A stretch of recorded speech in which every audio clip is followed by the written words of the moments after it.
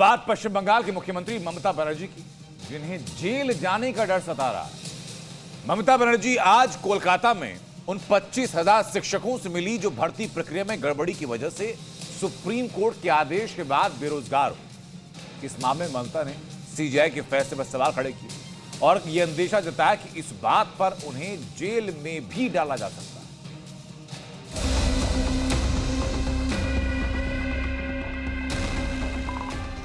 Supreme court के फैसले के बाद पश्चिम बंगाल में करीब 26,000 शिक्षकों की नौकरी जाने का मुद्दा गर्मा गया।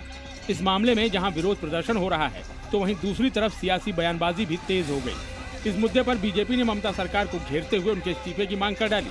तो वहीं नौकरी गंवाने वाले शिक्षकों के साथ ममता बनर्जी ने मुलाकात कर सुप्रीम फैसले पर ही सवाल खड़े कर दिए। बीजेपी के विरोध प्रदर्शन की तस्वीरें दिखाने से पहले आपको ममता की बेरोजगार हुए शिक्षकों से मुलाकात के बारे में बताते हैं। कोलकाता के नेताजी इंडोर स्टेडियम में इन शिक्षकों से मिलने के दौरान ममता ने मानवीय भावना का हवाला देते हुए कोर्ट के फैसले को स्वीकार नहीं करने की बात कही। साथ ही ममता ने कहा कि नौकरी गंवाने वाले शिक्षकों के साथ वो खड़ी हैं। एखोनो पर्यन्त सुप्रीम कोर्ट आमादेर जानाते पारेनी कारा योग्य और कारा अयोग्य। आईने बोला आछे 9,000 10,000 people can go scot free, but one innocent cannot be punished. Mamata Banerjee ने अपने भाषण में सीजीआई के फैसले पर भी सवाल खड़े किए। ममता ने आरोप लगाया कि मुख्य न्यायाधीश ने सही और गलत को अलग किए बिना ही इतने लोगों को नौकरी से बर्खास्त कर दिया। ममता ने इसके पीछे साजिश का अंदेशा जताते हुए ये भी कहा कि उनके इस भाषण को सीजीआई के पास भेजकर उन्हें जेल में भी डाला जा सकता है। एवं सीबीआई के केसटा देওয়া হয়। আমরা सीबीआई के नन कोঅपारेशन করিনি। একজন প্রধান বিচারপতির একটা রায়কে আরেকজন প্রধান বিচারপতি সম্পূর্ণভাবে যোগ্য অযোগ্য না দেখে বাতিল করে দিলেন। ममता ने भले ही बेरोजगार शिक्षकों के साथ खड़े होने का भरोसा दिया हो, लेकिन शिक्षक उनके भरोसे से संतुष्ट नहीं हुए। उन्होंने मिरर इमेज के बारे में कुछ नहीं बोला। उन्होंने कहा कोर्ट को लिस्ट देना पड़ेगा, लेकिन वो एसएससी के तरफ से लिस्ट देने के बारे में उन्होंने कुछ नहीं कहा।